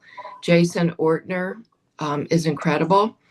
And Julie White, who is the deputy secretary for the multimodal division, is fantastic. And they are pushing passenger rail, and they had us, do sign on, do support letters at the TPO, but also we did it for Durham County as well. And I'm sure, Carl, they probably asked the mayor, but they are applying for to move forward with a corridor that would go basically from Raleigh all the way to Asheville and through, it would go through obviously Raleigh, Durham, Charlotte, and then up to Asheville. And so they're going after whatever federal money they can. They are pushing ahead with many different corridors across the state. So that would be something else you guys might be interested in, is sometime asking him to come and present, because it is really exciting, fascinating stuff. We are surprisingly one of the states that, because of the infrastructure from cotton and tobacco, that we are in a good position with rail compared to many other states. So I just want to share that. But lastly, about the UDO and the LDC Land Development Code adoption process, we really need BPAC members to get involved. There is a planning commission public hearing next week on February 24th. And it's really important that folks look at the new UDO LDC, Unified Development Ordinance. We're going to shift over to calling it a land development code because that's more straightforward. But this is going to literally impact the future of Durham for the next century. And whether we can achieve our goals that are in the comprehensive land use plan around affordable housing, around transit-oriented development, around having, a walkable, bikeable, 15-minute communities. The UDO, the new UDO ordinances are trying to really put that vision into reality. And, we need people to come out and support what is being proposed. It's a lot of change. And there's I think a lot of misconceptions about what is being proposed, but also people are worried. Change is hard, but we're not going to be able to again have our vision that we want for our community if we're not able to move forward. The stuff around complete streets in there is fantastic. There's really great stuff in there. So I just encourage everyone to look at it, but we're also to weigh in, because what's going to happen is it's going to go to the Planning Commission and that people can come and speak at that. But then eventually there will be a public hearing as well between the City Council and the County Commissioners. And again, we're going to need to hear from the bike pedestrian community, the multimodal community, in order for us to be able to adopt it. So I will stop there. I will say we did send a letter to planning and development with our recommendations for the UDO LDC. So yes, that was they're fantastic. gonna use that. Yes, but it's going to mean also emails, in your individual capacity as residents to members of the Planning Commission, and it's going to take also emailing elected officials and actually coming out and speaking at the public hearings, because so far we're getting a lot of emails opposed. That's what's happening. Yeah. Yeah, I'll just thanks, Wendy. That was great stuff. I'll just say a few things. I know our time is getting short. So just to pick on the LDC thing, I mean, actually, there's a whole lot going on that relates to sort of like plans and development that are ongoing. Number one is the LDC, and I appreciate the work that John and others did for BPAC to send that letter in on specific stuff around like bike and pedestrian stuff. But I think Wendy's right. I think generally having the bike and pedestrian community weigh in on the LDC will be really important because Wendy's absolutely right. We're starting to get a lot of letters now. At the most recent joint city county planning committee meeting, the planning staff did recommend that we sort of push back the approval of that into sort of the fall, maybe end of the year. The plan initially was to do that by the end of this fiscal year, by the end of like June. So it's now being pushed back. Be honest with you, I do worry a little bit by pushing it back. We're just giving more time for folks to organize who are now definitely upset about increased density in the plan. It involves every residential district getting denser around the city. And there definitely are a lot of folks who are kind of now getting on board and we're not getting bored, but it's sort of getting activated and are definitely reaching out to say it's too much density, be careful. So I think for the success of for transit, for our bike and pedestrian work, density is a big asset to us. So definitely getting involved there. Emails, being at meetings would really be helpful. I should say too that the first hearing is actually next Tuesday on February the 24th. So it's a good time for folks to come out and provide their opinions. As we mentioned too, the bike and walk plan is underway. I think as Brian said, that's due to be done into this, I guess, in the spring, which is also exciting. And then of course the Durham to Roxborough Rail Trail continues to be in progress. We did have a slowdown in terms of land acquisition there, but that's a long range, 5-10 year plan. So that's still moving along. I did want to say too, I know we had an update just a couple of meetings ago from someone from the city talking about the use of bond funds. And we're definitely approving a lot of contracts right now at the city that are related to the use of bonds funds for streets or sidewalks or parks. So it's good to see that all moving along steadily. The last thing I wanted to say for John and Scott and folks in DevRev, we actually had a really interesting case last night. You may remember the Creekside case.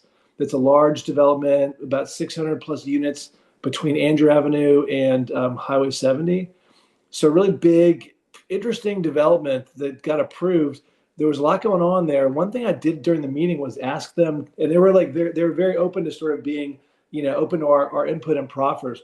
One thing I did ask for, because BPAC always asks for this, is raised crosswalks at all intersections internal to the development. And so the developer was actually, or the applicant was actually open to doing that, but they sort of put it back to staff, and staff was actually a little bit more, not as, which I say, not as sort of, we're more cautious about that because of the concerns I'm sure you've heard about sort of, does it slow down time for emergency vehicles? So just interesting that even though you all recommend that, I think it's good to put that out there as a sort of best practice. The staff were also a little bit reluctant to really embrace that, even though the applicant in that case might have even gone for it. So it's just one thing to know in terms of like what the staff are saying, what our code currently says. So I just want to let you know that one. But I was trying to advocate hard for the VPAC recommendations. I thought we were close on that one. So that's all I've got on the city side. But thanks everybody. This is always a great call.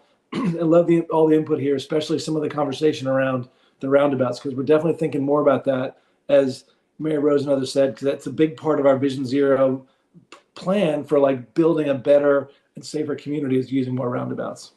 So thanks. Great, thank you, Carl. I want to note that Jeff had to leave early to deal with a work problem, and we're also coming towards the end of our scheduled time. So could I get a motion to add 10 minutes to the meeting? I motion to add 10 minutes. Can I get a second? Second. Was that Jordan? Sorry, I missed That it. was Jordan. Okay, great. Moved by Chris, seconded by Jordan. All those in favor say aye or raise their hand. Aye. Those opposed? Great. And if you need to leave by 9, then that's also okay. All right, moving on to committee reports. Hannah. Oh, and Hannah, give your report and then we'll vote on the minutes. And that's how we'll do it. Awesome. Well, unluckily, but luckily, community engagement is very short. Due to illness and some scheduling challenges, we did not meet last week, so there was no community engagement this week or this month. So really the only thing here is, can I get someone to move for approval of the January minutes? I move to approve the January minutes. Seconded. Great. And seconded by Chris. All those in favor, raise your hand or say aye. Aye. Those opposed? Great. Those minutes have been approved, and we'll move on to development review. Yeah, so this is Scott. This is really awkward because I don't want to say anything about our January report since it was like 5 weeks ago. Um, but that's the one we're going to vote on. And so, and the one that if I were to talk about our meeting last week, then we won't vote on it until next month. So I'll just highlight the one thing that we um, reviewed last week, which was this really big project that I mentioned that had the roundabout topic brought up called Laurel Creek. And there was a at the city council meeting last night, there was discussion about a large project called Lee Farm that did get approved by city council. Well, this one is 4 times bigger. And so it has a lot of internal roads, and we were suggesting roundabouts for it. But it's just got really, it's a huge project that, let me just, so 195 single family homes, 624 townhomes, 474 apartments, 38,000 square feet of retail, 65,000 square feet of supermarket and a convenience store, fast food, and high volume restaurant. I mean, it's just basically a huge project. So Another city that they're building. it is, and I think it's contained a full city there with thousands of people that are going to live there, and so on, so on. So it's just sort of an FYI for BPAC that there's still a few tracts of land, a few tracts of big land, and there's some huge projects that are going in, and this one is in east, it's sort of east side of the Durham region. So anyway, I guess do I make the motion to approve our January minutes as the chair?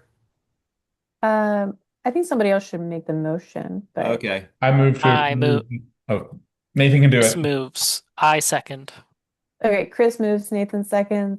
All those in favor say aye, raise their hand. Aye. All those opposed. Great, it's the DevRev committee meeting minutes from January have been approved. And then Nathan with planning and policy. All right. I realized that somehow the wrong minutes got put in the folder, so we can't actually approve the February minutes today. Okay. So we'll be doing 2 minutes next time. But in general, we talked about transportation never got back to me for our comments that we sent them back in January, so I probably need to ping them again. We talked about basically strategic planning and what plan and policy wanted to do for the rest of the year. We discussed like 13 different things, and the standouts were edit or take a look at the BPAC guiding principles documents. They haven't been looked at or updated since 2022. Push the city for greater accountability. Push the city to relaunch the public-facing list and map of ongoing bike and ped transit projects that used to exist. Work with the transportation department to build a calendar of upcoming projects for BPAC to comment on, upcoming public outreach events, etc. Push the city for better project monitoring and publishing on their website. Related to that is Public Works, whatever they've renamed themselves to, doesn't like publish what roads they're going to resurface until like the very last minute, whereas like the state puts out a thing every 5 years saying like for the next 5 years these are the roads we're going to redo, and it would be nice if the city could also do that same thing for like for the next 3 years we're going to do these roads, and then we could have more opportunities to implement safety updates to roads if we knew about them further in advance. And then implementation of the Move Durham plan, get the city to take over our downtown streets, specifically the loop and the one-way pairs, so we can make them safer without the huge cost overruns caused by NCDOT. Roxborough and Mingham are likely to be needlessly expensive due to NCDOT hoops, so it would be good to figure out what the city's hang up is and convince them that they're fine taking on bukus and bukus of roads out in the middle of nowhere. Maybe they should take on the roads downtown. It's all about cost. It's all about cost. That's what Yeah. that's what staff say. Yeah.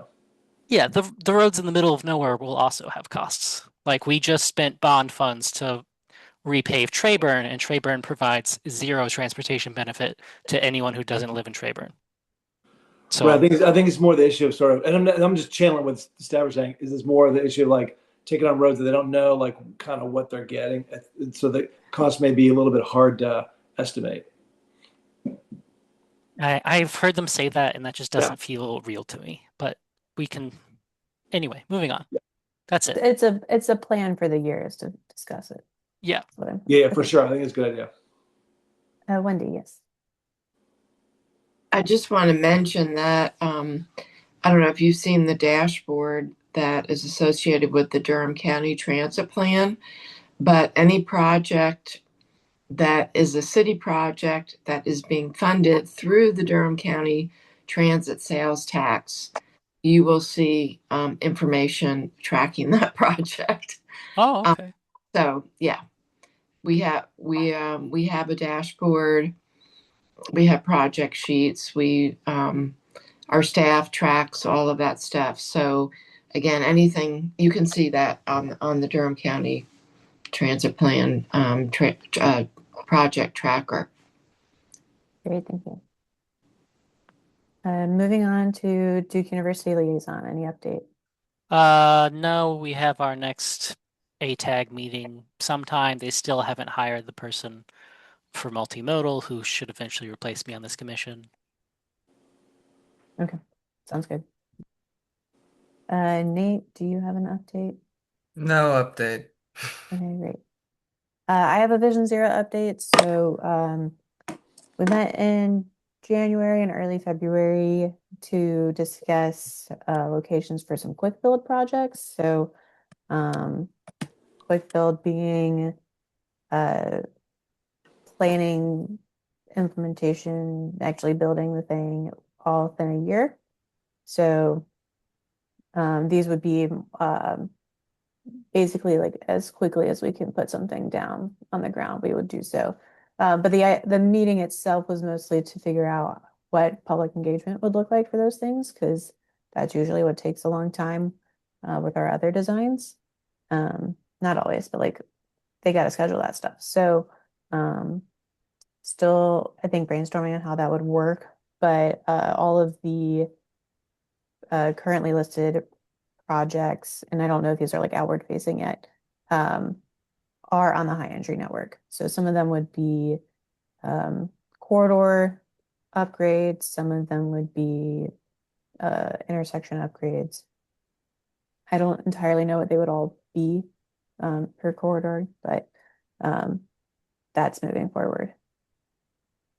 And then John, is there a UDO task force update, and should I continue to have this on our agenda? Probably for a short time going forward. One of the things is they published the draft of the UDO, but it doesn't necessarily answer all of the things that were promised in the purple line comments back when we got our response back from the first letter that we sent. And then we've had no response back on the second letter. Obviously, it's going to be too late to be included in this first draft. But there were also things that we would like to see in there. But they made some commitments in the purple line comments I would like to see get into the final draft, final version of it. I don't know how difficult it is. Maybe Wendy and Carl, you can give a thought on that to get those things in there as updates, because I know you can add stuff later by line if the commissions and the council vote on it. But right now we're kind of hanging, waiting to see what happens with the recommendations we've already submitted. I did get an email from Lisa earlier today. I haven't read it yet. I believe in reply to our part 2 recommendations. So I'll read that and send it on to you, and maybe we can coordinate with her on that. Well, John, I was just going to say you're welcome again to, send emails as a BPAC member or as a resident. Make comments at public hearings for things that aren't in the plan that you want to see in the plan. Yeah, that's the point of the public hearings. Sounds good. Dale McKeel is our new DOS liaison. He is not here, so I'm going to assume there's no update. And then I don't believe we've had any bus rapid transit vision plan meeting. I haven't received any emails for a while, but I'm just going to leave that on here because it feels like that's still going to happen. My recollection when we met back in like a decade ago. See, it might have been November, late October. I think they said March of this year would be the next one. So there Okay. should be word coming up. Sounds good. So maybe at next month's meeting, we'll have an update. Any questions for the committee or liaison reports? Great. Hearing none. So don't really have any announcements or updates. If you do need to, if you have any questions or like correspondence that you would normally have with Hannah Salvaggio, direct those to me, but also CC Aaron and Brian on those emails so that they can be in the loop because they might actually have the answer for you. And they're like tag teaming, covering Hannah's duties. And yeah, our next month's meeting will be online, but the April meeting will be at City Hall.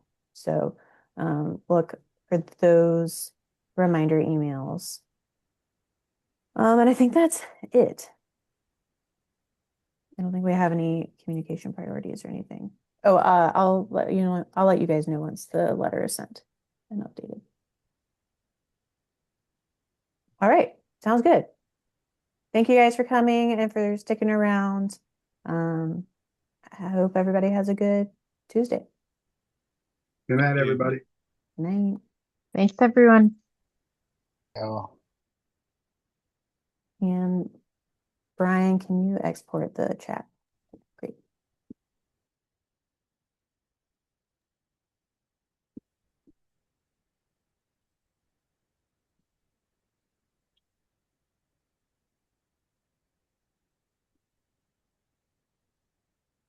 It should just export as like a .text file or something. And then make sure to stop the recording.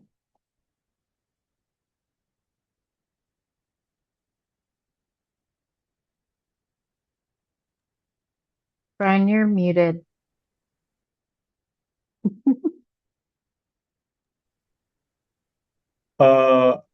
So I clicked on the little three dots on the chat, and there's an option save chat. I'm guessing that's what you're talking about. Yes, and it should save as a .txt. Okay.